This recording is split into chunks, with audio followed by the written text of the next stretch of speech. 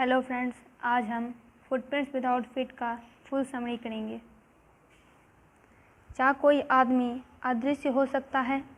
यह एक वैज्ञानिक की कहानी है जो खुद को अदृश्य बनाने का तरीका खोज लेता है।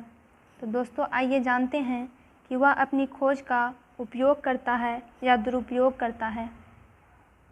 दो लड़के बहुत हैरान थे। उन्होंने लंदन के एक घर की सीढ़ियों पर कीचड़ के निशान देखे। वे निशान एक नंगे पैरों वाले व्यक्ति के ताज़े निशान थे। लड़कों ने निशानों का पीछा किया। निशान हल्के पड़ते गए और अंततः वे गायब हो गए। पैरों के निशानों का रहस्य बिल्कुल साफ यानी साधारण था। लड़के एक वैज्ञानिक का पीछा कर रहे थे।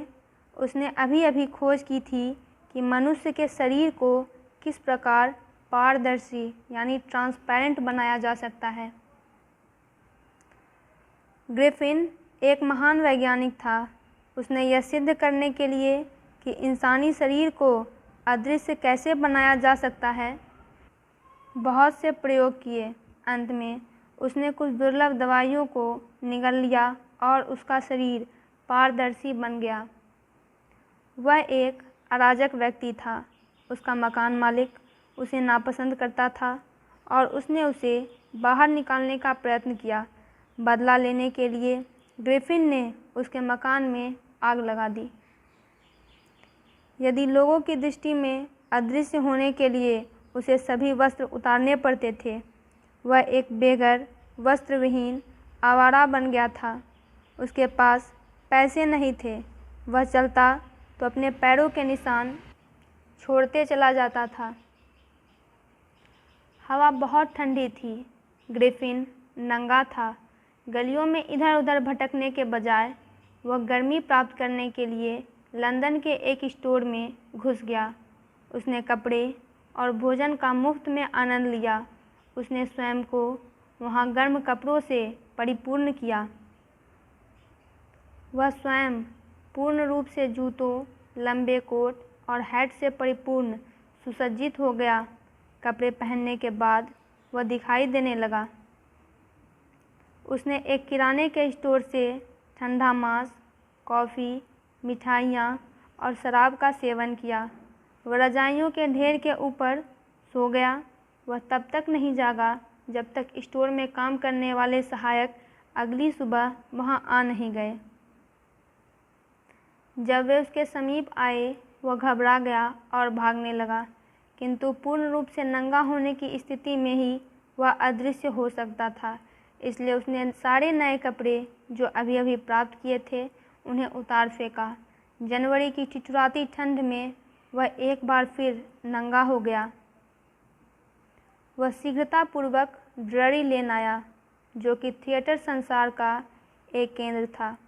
जिस दुकान की खोज वह कर रहा था वह उसे मिल गई। वह अदृश्य रूप से सीढ़ियों से ऊपर गया। वह माथे के चारों ओर बंधी पट्टियों, काले चश्मों, नकली नाक, गुलमुच्छों और एक बड़े हैट को धारण कर दुकान से बाहर निकला। फिर उसने एक दुकानदार पर आक्रमण किया और जो भी पैसा उसके पास मिल सकता था उसने लूट लिया। ग्रिफिन लंदन की भीड़ से दूर भाग जाना चाहता था। वह आइपिंग नामक एक गांव में आया। उसने एक स्थानीय सराय में 2 कमरे बुक कराए। एक अजनबी का ऐसे विचित्र रूप से आगमन लोगों की चर्चा का विषय बन गया। मिसेस हॉल ने अपने अतिथि के साथ मैत्रीपूर्ण होने का प्रयत्न किया। उसने कहा कि वह नहीं चाहता था कि कोई उसकी शांति में खलल डाले। वह एकांतमयी होना चाहता था। मिसेस हॉल ने सोचा कि उसका अतिथि एक सनकी वैज्ञानिक है। उसने उसकी विचित्र आदतों और चिड़चिड़े स्वभाव का बुरा नहीं माना। ग्रिफिन की नकदी समाप्त हो गई। उसने झूठ बोला कि वह किसी भी क्षण एक चेक के मिलने की प्रतीक्षा कर रहा था। एक विचित्र घटना घटी। एकदम सुबह पादरी और उसकी पत्नी अध्ययन कक्ष से आती आवाज़ों से जाग गए। वे सीढ़ियों से नीचे आ गए और उन्होंने अपने डेस्क से सिक्कों को निकालने की खनखनाहट सुनाई पड़ी। हाथ में कुरेदनी लिए हुए पादरी ने धम से दरवाज़ा खोला। वह चिल्लाया, आत्मसमर्पण कर दो। वह हैरान हो गया कि कमरा खाली था। उन्होंने डेस्क के नीचे, पर्दों के पीछे और चिमनी के ऊपर तक भी देखा। वहाँ कोई नहीं था। उन्होंने डेस्क को खुला पाया और देखा कि पैसा गायब था। वे अत्यंत हैरान थे और उन्हें कुछ भी समझ में नहीं आया। सराय का मालिक और उसकी पत्नी यानी मिसेस हॉल बहुत जल्दी ही उठ गए। उन्होंने ग्रिफिन का दरवाज़ा चौड़ा खुला पाया। आमतौर पर उसे बंद कर ताला लगा दिया जाता था।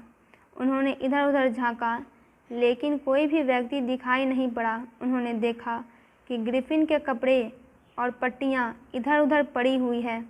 अचानक मिसेस हॉल को अपने कान के पास नाक से सांस लेने की आवाज़ सुनाई पड़ी। एक हैट ऊपर उठा और सीधा उसके चेहरे से टकरा गया। फिर कुर्सी चलने लगी।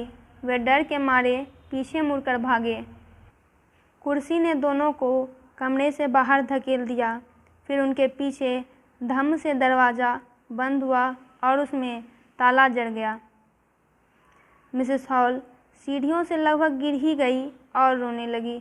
उसे पूर्ण विश्वास था कि कमरे में भूत है। गांव वालों को अंदेशा था कि वह परेशानी जादू टोने के द्वारा की गई। जब पादरी के घर पर सेंधमारी की घटना उजागर हुई, प्रत्येक को इसमें ग्रिफिन का हाथ होने का संदेह हुआ। यह संदेह और गहरा गया जब ग्रिफिन ने उसके पास कैश यानी नकदी को अचानक प्रदर्शित किया। कुछ दिन पहले उसके पास कोई नकद पैसे नहीं थे। मिसेस हॉल ग्रिफिन के कमरे में गई। वह वहाँ था। उसने पूछा कि सीढ़ियों के ऊपर वह उसकी कुर्सी के साथ क्या कर रहा था। उसने यह भी पूछा कि वह एक ताला जड़े कमरे में कैसे अंदर आया। वैज्ञानिक ने अपना आपा खो दिया। वह क्रोधित हो उठा और चिल्लाया, मैं तुम्हें दिखाऊंगा। अचानक उसने अपनी सारी पट्टियाँ, गलमुच्छे, चश्मे और नाक को भी दूर फेंक दिया। शराब खाने में बैठे भयभीत लोग बिना सिर के एक व्यक्ति की ओर घूर रहे थे। पुलिस कांस्टेबल जेफर्स, जिसे पहले से सूचित कर दिया गया था, वह आ गया था। वह यह जानकर पूर्ण रूप से हतप्रभ था कि उसे बिना सिर के एक व्यक्ति को पकड़ना है। फिर एक अद्भुत नज़ारा दिखाई दिया। वैज्ञानिक ग्रिफिन ने एक एक करके अपने कपड़े फेंकने शुरू कर दिए। जैसे जैसे वह एक कपड़े के बाद दूसरा कपड़ा फेंकता चला गया, वह और अधिक अदृश्य होता गया। कुछ लोग जिन्होंने उसे पकड़ने का प्रयत्न किया, उन्हें अदृश्य मुक्कों, जो ना जाने कहां से बरस रहे थे, के द्वारा पीट दिया गया।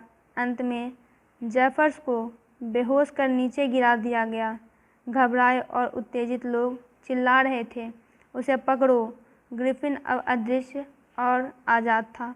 कोई नहीं जानता था कि उसके ऊपर कहाँ हाथ चलाया जाए। तो दोस्तों, फुटप्रिंट्स विदाउट फीट का फुल समरी कंप्लीट हुआ। इससे रिलेटेड वीडियोस के लिए चैनल को सब्सक्राइब करें और वीडियो को लाइक और शेयर करें। वीडियो कैसी लगी कमेंट बॉक्स में ज़रूर लिखें।